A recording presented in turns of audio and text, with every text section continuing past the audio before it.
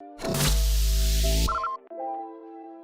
this is an interview with Yamamoto for The Known for his short film that is premiering, or I guess has already premiered and gotten some wonderful feedback. I got the chance to talk to the festival's programmer, Ryan Saunders, the other day, and that was wonderful. He's a DePaul alum, graduated in, I believe, 2013. We talked about that, and we talked about some of the more logistical things with the festival being digital and remote essentially this year.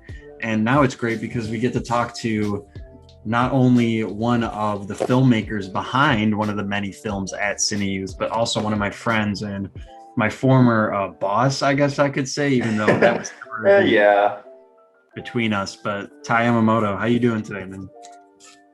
Doing pretty good. Just been super busy this week and weekend with the promotion for CineYouth and, you know, the million of other projects I got going on at every single second. Yeah, man.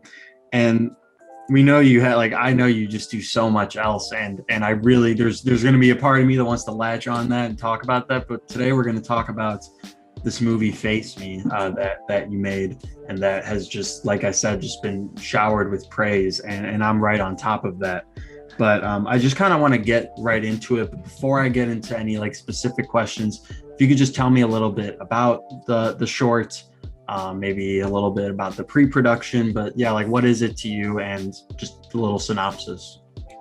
Sure, yeah. So I made Face Me last year, at the beginning of 2020. It was kind of a response to a lot of different emotions and feelings I was having around the rise in anti-Asian hate crimes.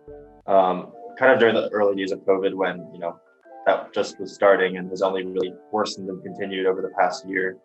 I know the film doesn't really directly deal with that, but I was having a lot of frustration with just that, and then the way that Asians are being represented in the media, and just, you know, the lack of Asian people behind the camera and in film classes even, which I was attending at the time. So I made the film. I came up with the idea for the film while I was literally just sitting in class, and I had like a weekend where I just edited the original footage all together. That ended up being the projection, and then I think I shot it over a weekend where I just brought in some friends, whoever could make it, and it was a really quick process, but it just goes to show you really don't need much to make a film. You really just have to have a good idea, some good people to work with, and good editing. Yeah, and that was one of the main talking points between Ryan and I, was that anybody can pick up a camera and make things and make something with a purpose and a message behind it. And as you see, there's more experienced filmmakers on the trajectory in this festival, and then there's youthful, more inexperienced filmmakers. But you know what I think is just the best part about it is you made this film under your own constraints, under what you were dealing with at the time. But no matter if you had a $3,000 camera or your $500 something DSLR that you use, exactly, you convey things that, no matter the difference between those really, they hit home. And there's a few, I think, specific things that you just did so well in this and conveyed so well. And one of those things being the variety in performances and essentially reactions to the footage being superimposed on these people's faces. Can you kind of talk about just that visual itself? Because it's just such a complex, I think, piece to even just comprehend. And not only is the film just under 3 minutes, but it's one of those that there is so much going on and so many very comprehensible choices that it's a lot to take in. So just tell me about some of those choices that you made. Yeah, so I remember when I was first coming up with the idea, I wasn't sure if it was, I wasn't really sure what it was going to be yet. I knew I wanted to talk about yellowface and its history in Hollywood, but I kind of just started with the idea of stringing all these clips together. And I think the idea for the projections really just hit me all at once. And I knew that was what I was going to run with and really make happen. But when I was doing again, because it was such a quick turnaround, a lot of the things that really worked out were kind of just by chance. A lot of it was the people who I got to come in at the time, which was everybody who was able to. I even wanted to get more originally, but I worked with who I could get. I was really happy. I feel like the variety of people that I got and the Just the number of performances I was able to get out of everybody was exactly what I was anticipating. So even though there was this weird mixture of a lot of planning, of course, but also just leaving things open to chance, which is super important with experimental film. Some people think experimental film is just, messing around with the camera and seeing what comes of it. But there's a lot more planning that has to go into these things. If you go into it without an idea, either in the editing phase or in the shooting phase, it's easy to get lost in the woods. You really need a purpose to anchor yourself. Otherwise, you really can get lost and not know what you're doing. And there's so much focus on the archetypal elements in this short that you have. There's very few of them, but there's so much attention paid to the few things that are there. The select individuals, each sort of, to me, expressing either this feeling of almost just fatigue and sort of demoralization of just knowing that this exists. And something that I thought was interesting is that the footage of Yellowface that you chose, not only are they older clips, but they are clips that are ingrained into film history. And I just kind of am curious what went into your decision making of making those clips be so much older rather than maybe like newer examples of that. Yeah, so I do have a couple of newer examples towards the end of the short, but it was really one, just a variety. It was obviously easier to find older ones because it was so much more prevalent in the 30s and 20s, and even really in the 60s and 50s, still very, very prevalent. But I wanted to start with, I wanted to do it chronologically. I wanted to start with the oldest examples and move to the present because I just wanted to show that this isn't something that ended. It's not something that we have necessarily stopped doing. There's some more blatant examples, especially from a lot of comedy shows and sketch comedy shows from the early 2000s and 2010s even, of this happening. But even now, I feel like we joke about the Scarlett Johanssons and whatnot of people being cast in these ridiculous roles where we have no idea why this even happens.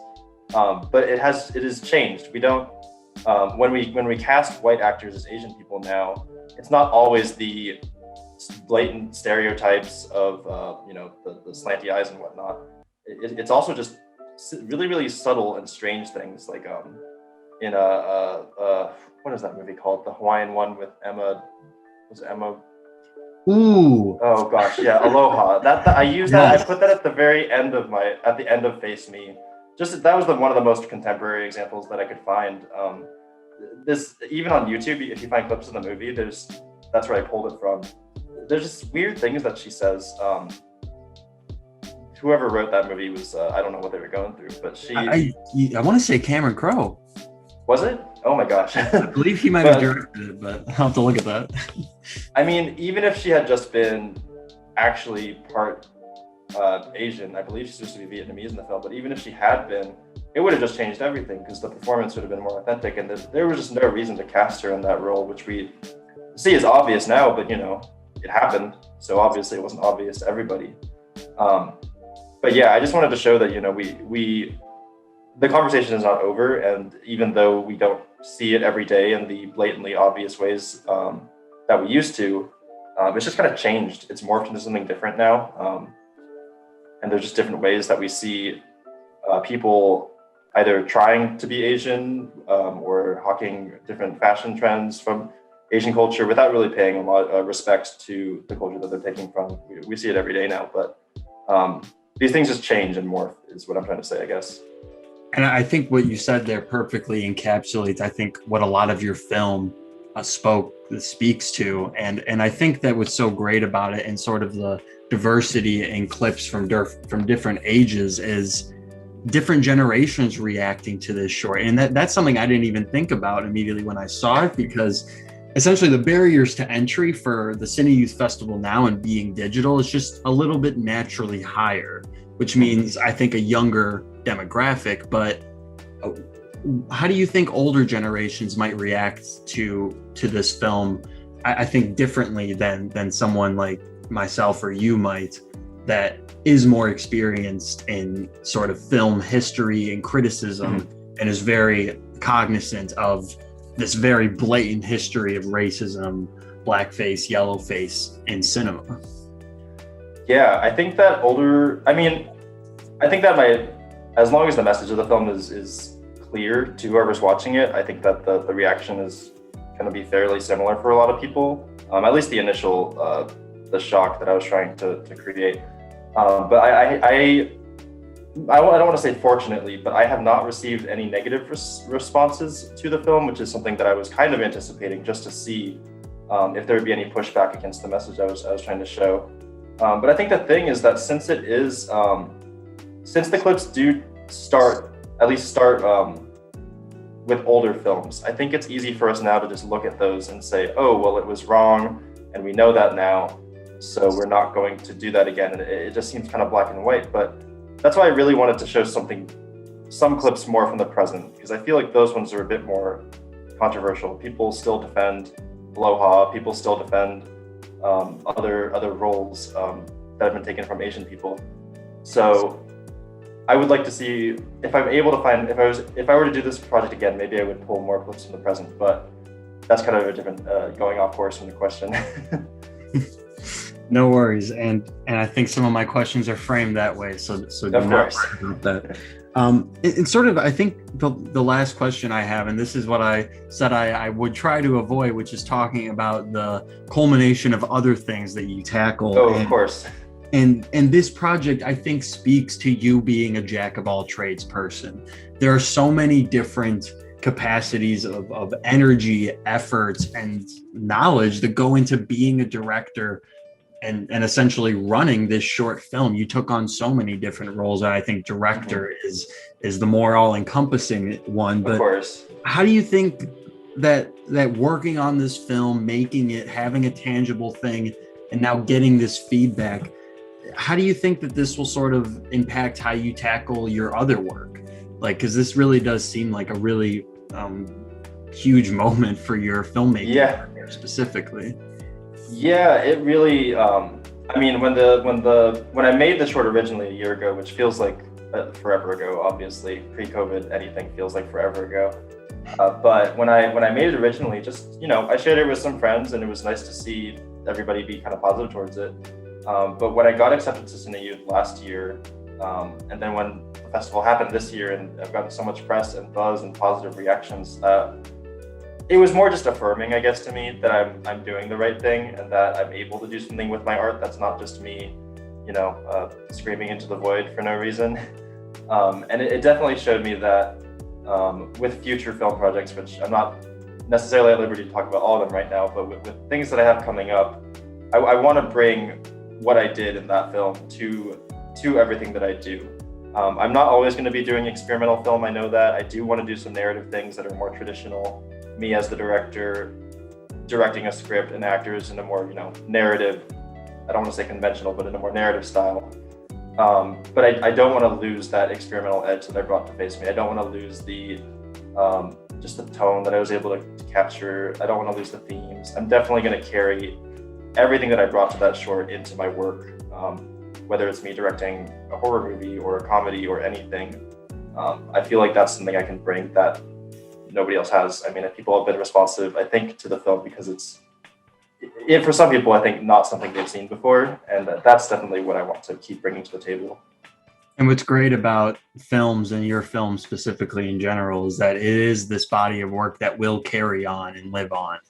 Yeah.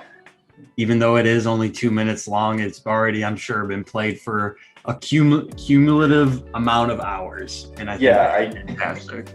I agree. I'm very happy about that. Yeah. And Ty, thank you so much for speaking with me today. I really appreciate it. Of course. Anytime.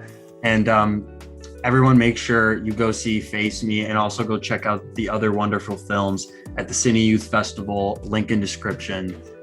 Thank you.